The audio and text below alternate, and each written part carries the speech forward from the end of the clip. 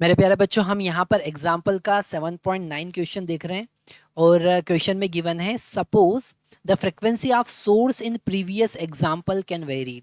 Okay, जो previous example था उसमें हमने R L C network use किया था और इस आर एल सी नेटवर्क में आर का वैल्यू 3 ओम था, एल का वैल्यू 25.48 मिली हेनरी गिवन था और सी का वैल्यू 796 माइक्रोफेराड गिवन था। वोल्टेज अप्लाइड टू 83 वोल्ट था। अब यहाँ पर जो फ्रीक्वेंसी प्रीवियस केस में 50 हर्ट्ज कांस्टेंट दे रखा था, यहाँ पर हम फ्रीक्वेंसी को वेरी कर सकते हैं। उन्होंने वही पूछा है कि फ्रीक्वेंसी अगर वेरी करें तो वो फ्रीक्वेंसी क्या होगा, what is the frequency of the source eight which resonance occur.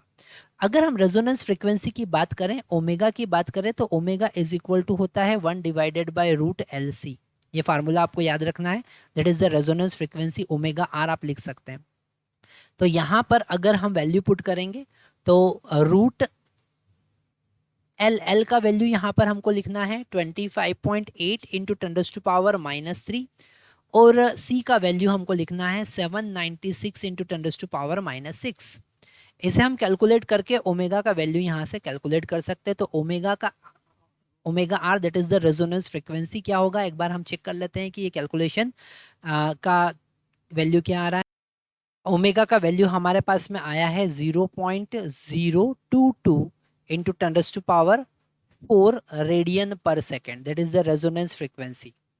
Okay, 0.022 into 10⁻⁴ radian पर सेकेंड, इसे आप कैलकुलेट कर सकते हैं। यहाँ पर आप लीनियर फ्रीक्वेंसी भी कैलकुलेट कर सकते हैं। लीनियर फ्रीक्वेंसी कैसे कैलकुलेट करेंगे, हमको पता है इसको हम 2πf(r) लिख सकते हैं, that is equal to 0 point, इसको हम अगर सिंप्लीफाई करें तो हम लिख सकते हैं 220 रेडियन पर सेकेंड। ओके, और अगर हम इसे 2π से डिवाइड करेंगे तो यहाँ पर 110 डिवाइडेड बाय पाई हमारे पास मिलेगा, है ना। और इसे हम जब डिवाइड करेंगे तो हमको कितना मिलेगा, एक बार हम चेक कर लेते हैं। It is equal to 35 hertz. Okay, इसका वैल्यू कितना आएगा, 35 हर्ट्स मिलेगा हमको। तो यहाँ पर हमने रेजोनेंस फ्रीक्वेंसी निकाला। यहाँ पर इम्पिडेंस की बात करेंगे तो इम्पिडेंस यहाँ पर आर के बराबर होगा। इम्पिडेंस यहाँ पर मिनिमम होगा। अगर हम ए पार्ट सॉल्व करने के बाद में बी पार्ट सॉल्व कर रहे हैं तो इम्पिडेंस यहाँ पर आर के बराबर होता है, मतलब कि 3 ओम होगा। ओके, यहाँ क्वेश्चन में हमको करंट भी फाइंड करना है, कैलकुलेट इम्पिडेंस। तो इम्पिडेंस तो यहाँ पर हमारे पास में 3 ओम आया है, पर यहाँ पर करंट भी फाइंड करना है। अगर हम करंट का वैल्यू देखेंगे तो यहाँ पर करंट डेफिनेटली रेजोनेंस की कंडीशन में करंट मैक्सिमम होता है, तो मैक्सिमम करंट हमको मिलेगा VRMS। ओके, यहाँ पर उन्होंने RMS वैल्यू पूछा है करंट का, हम RMS वैल्यू यहाँ पर कैलकुलेट करेंगे। RMS value VRMS divided by Z, और यहाँ पर Z का वैल्यू 3 है। VRMS का वैल्यू 283 डिवाइडेड बाय √2 होगा। ओके, डिवाइडेड बाय Z का वैल्यू 3। तो जब हम इसे कैलकुलेट करेंगे तो मैक्सिमम करंट जो है वो हमको 66.7 मिलेगा। 66.7 एम्पियर हमको मिलेगा। इसे आप कैलकुलेट करके देख सकते हैं, है ना।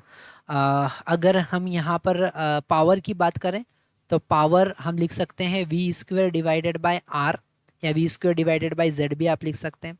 हमको पता है V का वैल्यू, या फिर आप यहाँ पर डायरेक्टली V इंटू आई भी लिख सकते हैं। तो V इंटू आई भी आप लिख सकते हैं, क्योंकि पावर फैक्टर यहाँ पर कितना होगा, 1 होगा, है ना। तो V का वैल्यू हम लिखेंगे 283 डिवाइडेड बाय √2 और I का वैल्यू हमारे पास 66.7 एम्पियर आया है ना। तो यहाँ पे मल्टीप्लाई करना है दोनों का, तो P का वैल्यू कितना होगा, है ना।